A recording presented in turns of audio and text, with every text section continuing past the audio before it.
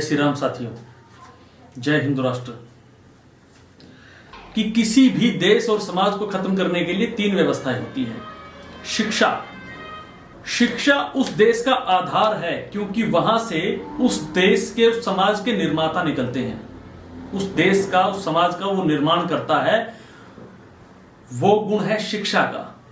और शिक्षा ही अगर दानवी प्रवृत्ति के लोग अपने हिसाब से बना दें, दानवी हो जाए शिक्षा, तो समाज का निर्माण कैसा होगा? वो दानवीय होगा। जैसा कि आज आप देख रहे हो, हर जगह पापाचार बढ़ रहा है, भ्रष्टाचार, हर जगह अपराध बढ़ रहे हैं। क्यों बढ़ रहे हैं? क्योंकि शिक्षा ही अपराधियों की है भाई। अगर वैदिक शिक्षा होती तो अपराध बढ़ते ही नहीं।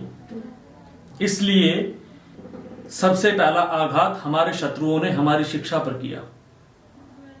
दूसरा आघात हमारे शत्रुओं ने हमारी संस्कृति के ऊपर किया और आज भी कर रहे हैं, जिसमें से कम्युनिस्ट, मुसलमान और ईसाई, ये तीनों बराबर के प्रहार कर रहे हैं।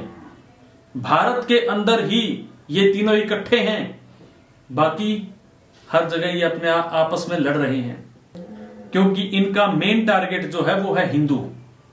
समझ जाइए आप लोग। तीसरा, व्यवसाय। अगर हिंदू कम्युनिटी का व्यवसाय वैसे खत्म हो चुका है, लगभग कुछ ही बचा हुआ है। कुछ क्या बचा हुआ है? आप किसी भी शहर में चले जाइए, वहां 100 में से 90% दुकानें जो नाई की हैं वो मुस्लिमों की हैं। हिंदू नाई कहां गए? ऐसे अनेकों कार्य जो कि परंपरागत हिंदू समाज करता था, वो आज मुसलमानों ने कैप्चर कर लिए हैं। और हिंदू समाज फिर सरकारों के ऊपर दोष लगाता है कि नौकरियां दो रहे। भाई, नौकरियों से देश और समाज नहीं चलता। ये एक व्यवस्था है, सबको नौकरियां नहीं मिल सकती। अपने परंपरागत कामों को भी पकड़िए। किसी बाहर के व्यक्ति को अपने समाज के कामों को करने की अनुमति मत दीजिए, उनको वहां से खदेड़िए। अगर आपको हिंदू राष्ट्र चाहिए तो आपको सबसे पहले इन लोगों को यहां से खदेड़ना पड़ेगा। अगर नहीं खदेड़ोगे तो ये लोग आपको खदेड़ देंगे आपके ही देश से, क्योंकि आप अभी ऐसी सिचुएशन में आ चुके हो कि आप अपने ही देश में किराएदार हो। अगर नहीं होते, जिस देश को आप सेकुलर देश बोलते हो, अगर ऐसा सेकुलर ही होता ये देश, तो सोचिए मुस्लिम पर्सनल लॉ इस देश के अंदर क्यों बना? अगर सभी समान थे तो क्यों बना? मुस्लिम वक्फ बोर्ड क्यों बना? क्योंकि एक षड्यंत्र था इस देश को गुलाम करने का। अभी भी समय है, समझ जाइए।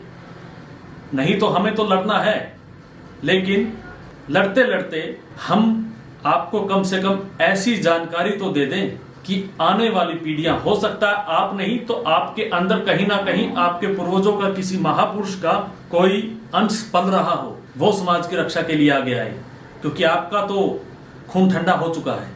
हिंदू धर्म रक्षा सभा किसी भी एक अधर्मी को बख्शेगी नहीं, चाहे वो हिंदू समाज के घर में ही बैठा हो। हमें हमारा देश और हमारा पूरा का पूरा जम्बू द्वीप, हम अखंड भारत नहीं मांगते भाई, पूरा जम्बू द्वीप चाहिए हमें। बाकी जिनको जहां जाना है वो जाएं। यहाँ हिंदुओं का स्थान है, हिंदू ही रहेंगे। हिंदू मायने समझ लीजिए। हिंदू कौन?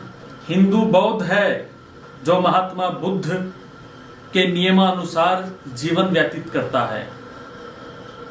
हिंदू जैन है जो महावीर जैन के नियमानुसार जीवन व्यतीत करता है। हिंदू सिख है जो गुरु नानक देव और गुरु गोविंद सिंह और गुरु ग्रंथ साहिब के नियमानुसार जीवन व्यतीत करता है। हिंदू शैव संप्रदाय है, हिंदू वैष्णव संप्रदाय है। हिंदू समाज कोई एक पर्टिकुलर पूजा पद्धति को मानने वाला नहीं। हिंदू समाज उस ओमकार, उस परमेश्वर,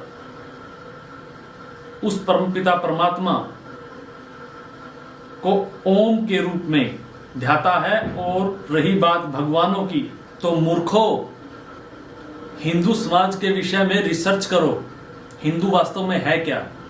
जिनको हम भगवान मानते हैं ना, वो हमारे पूर्वज हैं।